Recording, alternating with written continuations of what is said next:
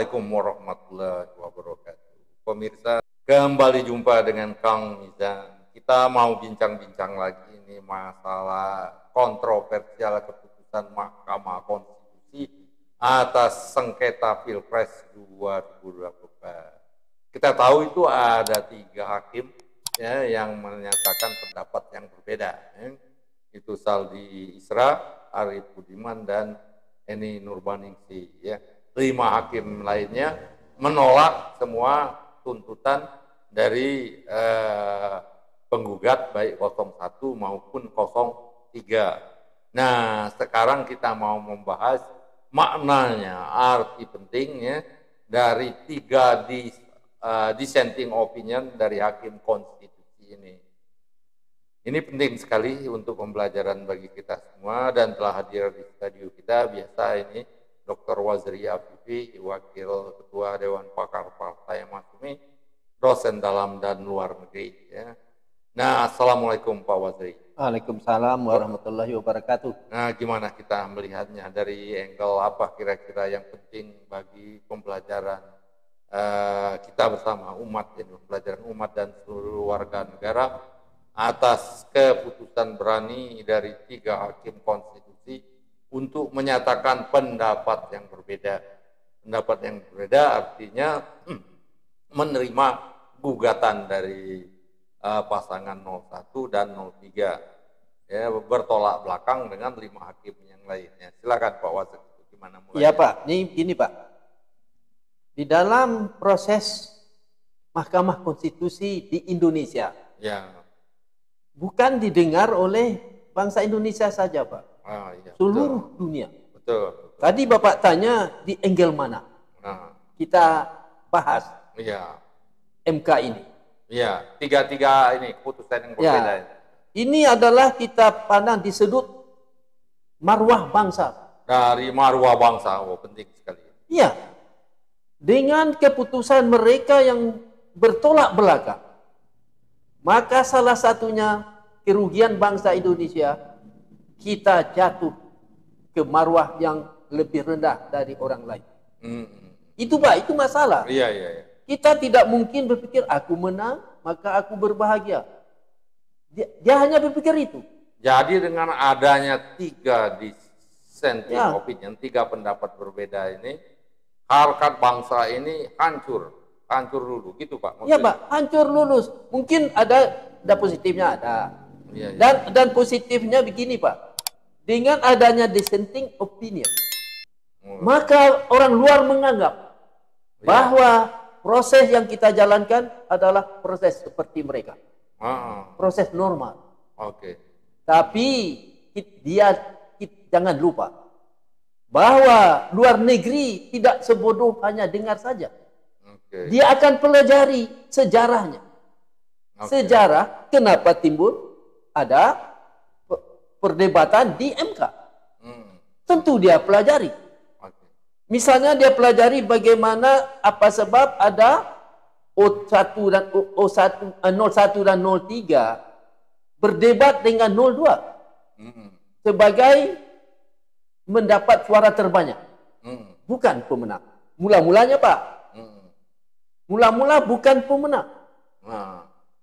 Sekarang jadi waktu perdebatan di muka umum, perdebatan Pilpres itu, banyak diyakini ya, banyak survei juga menyatakan sebenarnya yang lebih unggul dan lebih baik itu pasangan calon nomor 01 atau 03. Tapi kemudian realitanya yang menang itu 02, gitu maksudnya Pak? Bukan itu Pak. Ini yang ada, yang menang, yang banyak suara 02. Oke, betul. Tetapi tidak diterima oleh 01 dan 03. Betul. Masalah tidak terima ini Pak, dengan reputasi bangsa kita ini sudah jatuh. Karena apa sebab? 01 dan 03 menolak, reputasi bangsa jatuh. Ya, apa sebab? Iya, apa sebabnya Pak? Berarti proses atau prosedur pemilu di negeri kita berarti tidak benar. Oke. Dengan menolaknya 01 dan 03 itu, proses ya. Berarti tidak benar. Proses pemilu Pilpres itu tidak benar. Ya, pasti tidak benar. Apa sebab? Karena tidak diakui. Coba kalau benar. Kan yang legowo, apa bahasa Jawanya? Legowo dia menerima kekalahan. Ini harus dipikirkan oleh bangsa kita. Siapa yang paling nomor satu malu kepada dunia? Adalah presiden. Presiden. Bukan orang petani di kampung. Iya, karena presidennya penyelenggara pemilu ini. Dialah yang menentukan bahwa begini, begitu, ini salah, ini benar. Presiden kan, Pak? Iya, betul. Maka yang akan dituntut oleh dunia luar, akan diberi nilai oleh dunia adalah Presiden Republik Indonesia.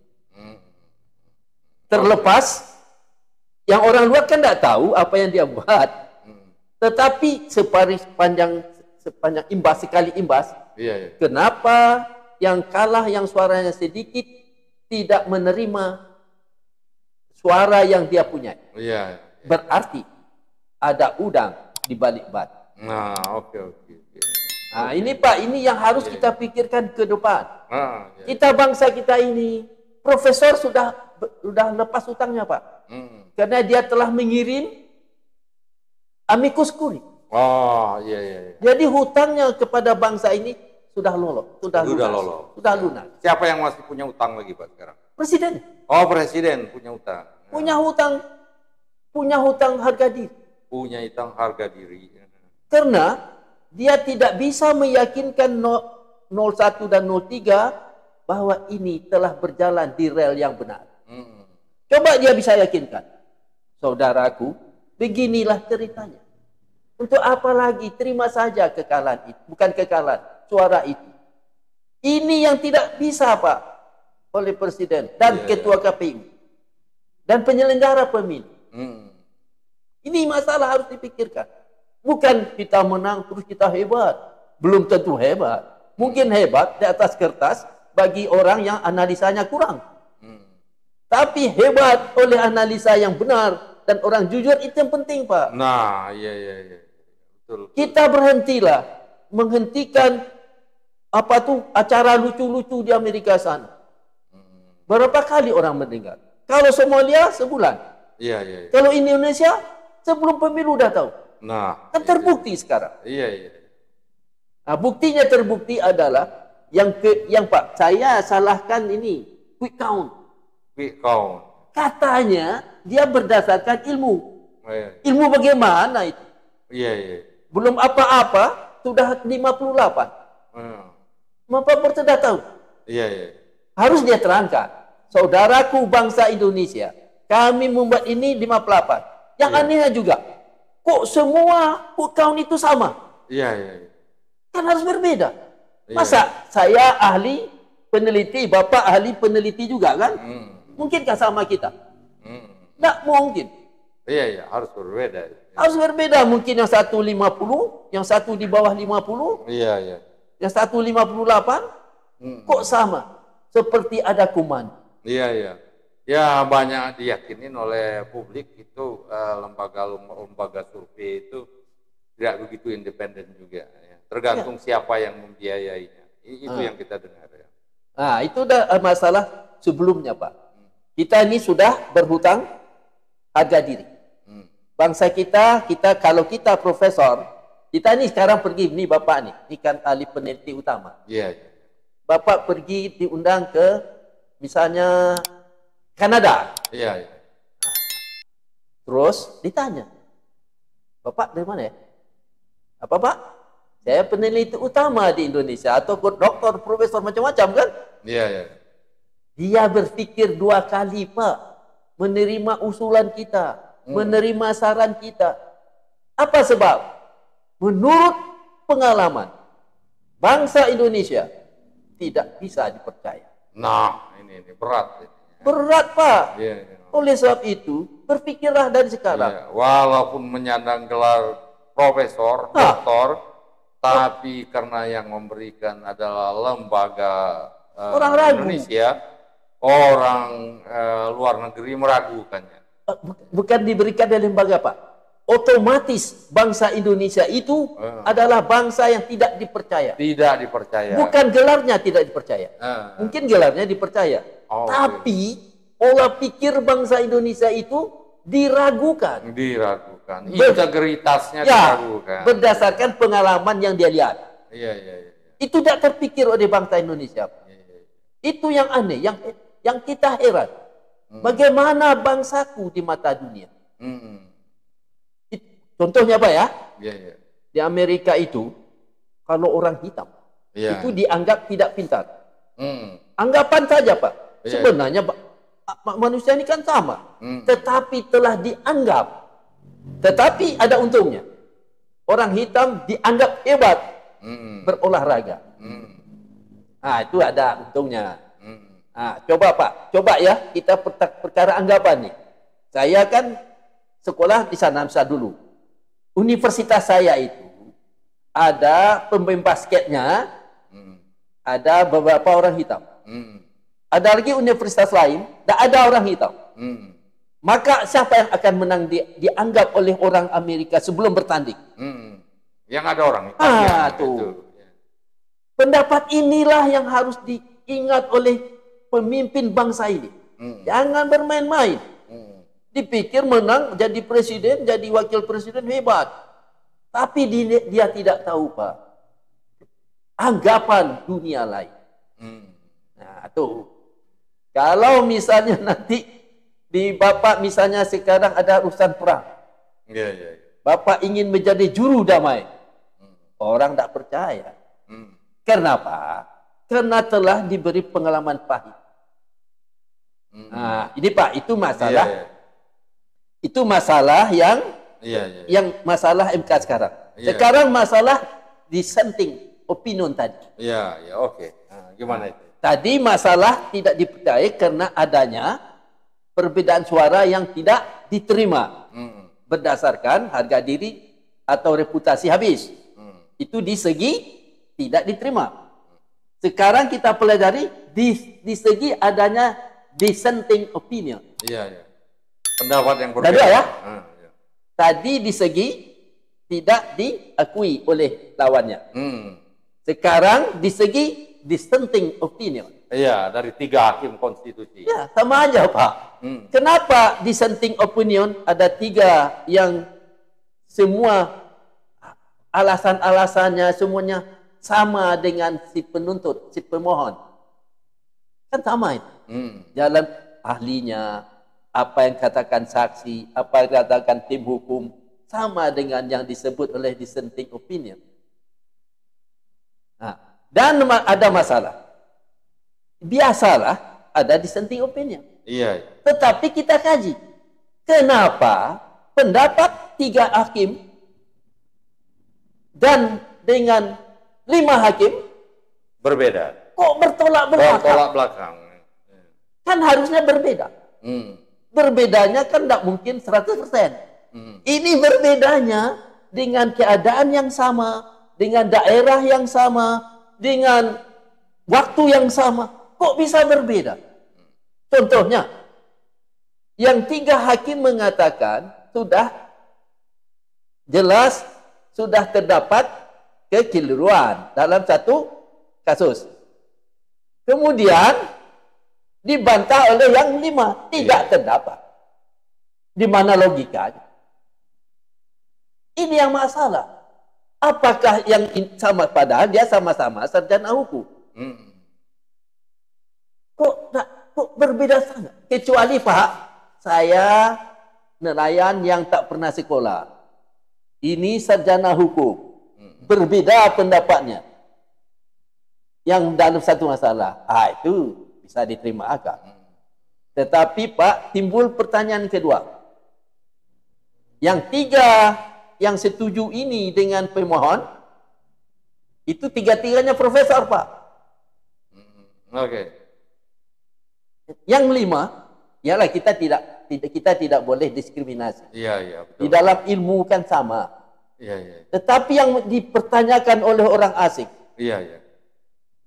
Kenapa yang 3 ini profesor, yang ini juga sarjana hukum, kok bertolak belakang? Bertolak belakang. Itu 2, kenapa? Kenapa itu bisa bertolak belakang? Udah 2 ya Pak ya?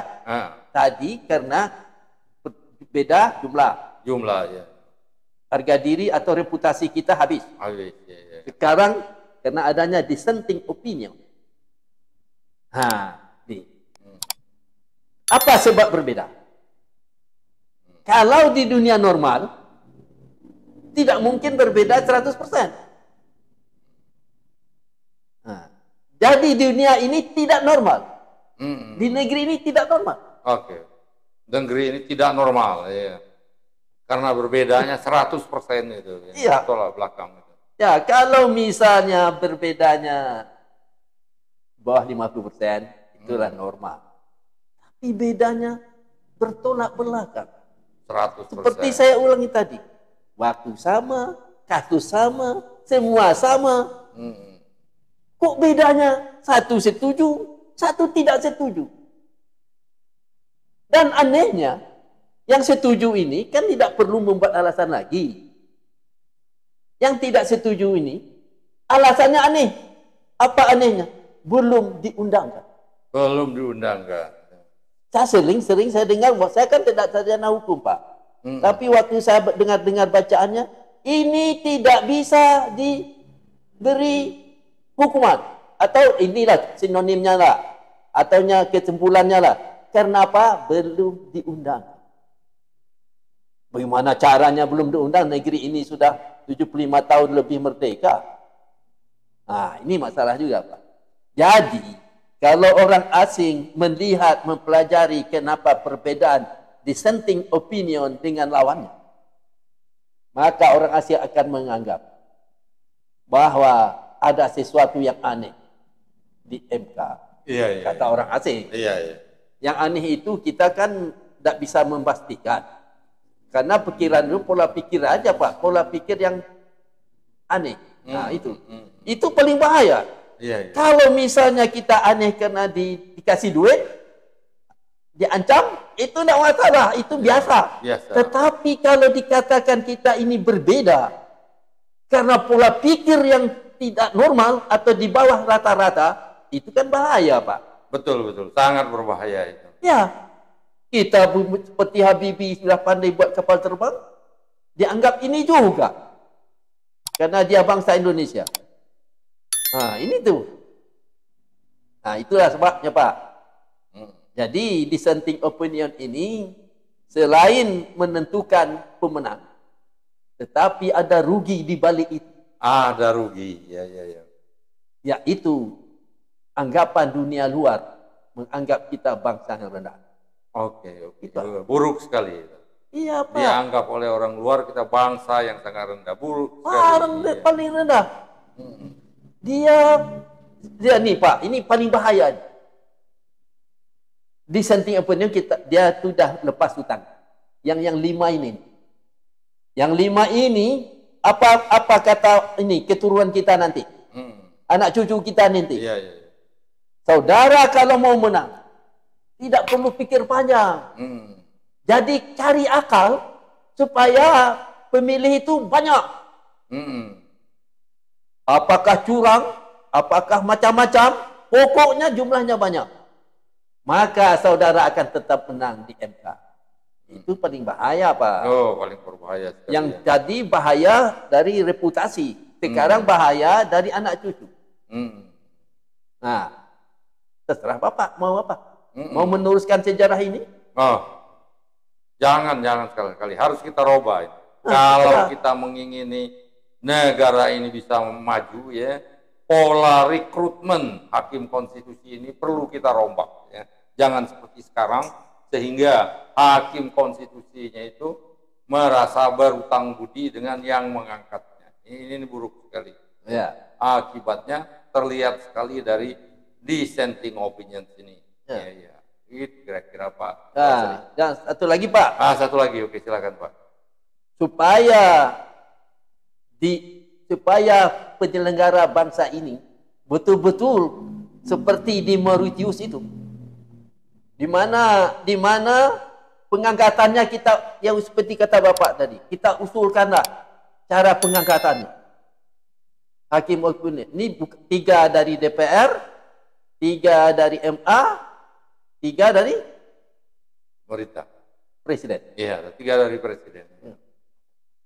Selagi ada angkat mengangkat, selama itulah masalah takkan berhasil. Betul sekali, Pak. Yang inilah yang harus kita rombak ke depan sehingga tidak terulang lagi pada pengadilan-pengadilan konstitusi kita. Saya kira demikian. Ada satu lagi, Pak. Iya, ya. Waktu kita menentukan mengangkat seseorang bukan dilihat dari satu sudut. Oh, harus dari banyak sudut. Ya. Ya. Sudut apa aja, Pak, itu? Etika. Etika, ya. Kerajinannya beribadat. Kerajinan misalnya. Beribadat, oke. Pengabdiannya kepada waktu dia masih waktu kecil. Iya. Bagaimana keadaannya pandangan orang kampung dengan dia. Iya. Berarti dia terpilih betul-betul orang-orang yang memikirkan bangsanya. Iya. Bukan asal, ini saya setuju angkat dia. Karena dia membela saya angkat dia. Nggak ada cerita. Iya. Pokoknya, mengangkat hakim itu satu tujuan. Iya. Orang yang paling mengabdi kepada bangsa. Nah, itu ya. Hakim konstitusi yang diangkat itu harus diyakini dia rela mengorbankan apapun, mungkin termasuk nyawanya, untuk membela negara ini. Saya yakin nggak ada dissenting opinion. Nggak akan ada dissenting opinion. 8-0, 9-0. Kalau sudah kita pilih orang begitu. Iya. Maka Pak, maka bangsa Indonesia akan menjadi bangsa yang semuanya merdeka. Sekolah semuanya bersekolah. Semua tinggal di rumah yang layak. Semuanya tidak mau tertipu dan tidak mau disogok oleh bangsa lain. Iya. Dia bersatu untuk bangsanya. Ini tidak. Ada orang yang mau bayar, Mossad mau bayar, dia mengabdi untuk Mossad. Nah, itu berbahaya. Kenapa? Karena pola pikirnya di bawah di bawah rata-rata. Di bawah rata-rata. Saya nak peduli, Pak. Kalau dia jenderal sekalipun, kalau dia bekerja untuk orang asing, berarti pola pikirnya di bawah rata-rata. Iya. Demikian saya kira pemirsa, ya, semoga bermanfaat ya bincang-bincang kita mengenai manfaat ya hikmah yang perlu kita ambil dari dissenting opinion dari 3 hakim konstitusi dalam putusan sengketa Pilpres 2024 yang baru lalu. Wassalamualaikum. Ada Pak, ada satu lagi Pak. Iya. Kita berterima kasih kepada 3 profesor yang dissenting. Kita harus mengucapkan terima kasih kepadanya. Karena dia telah menyelamatkan reputasi bangsa ini. Tetapi kita bertanya kepada 5 hakim ini, apa maksud tujuan hidup saudara? Iya. Itu Pak. Kita tanya itu supaya dia jawab. Demikian pemirsa ya, bincang-bincang yang sangat bermanfaat dengan Dr. Wazri Afifi, dosen dalam dan luar negeri, Wakil Ketua Dewan Pakar Partai Masyumi. Semoga bermanfaat dan menjadikan bahan rujukan kita semua. Wassalamualaikum warahmatullahi wabarakatuh.